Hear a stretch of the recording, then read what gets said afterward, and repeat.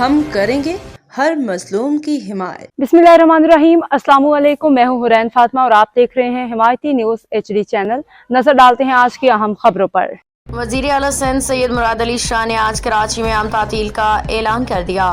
वज़ीर आला सिंध सैयद मुराद अली शाह की ज़ेर सदारत कराची की सूरत हाल पे हंगामी इजलास हुआ, जिसमें सूबाई वज़रा शर्जील मेमन, नासिर शाह, सईद गनी दीगर शरीक हुए। इजलास में वज़ीर आला को ब्रीफिंग में बताया गया कि कराची में आज 12 घंटे के दौरान सबसे ज्यादा 245 मिलीमीटर बारिश हुई। बारिश की सूरत हाल के बायस ट्रैफिक का निज़ाम दरहम बरहम हुआ।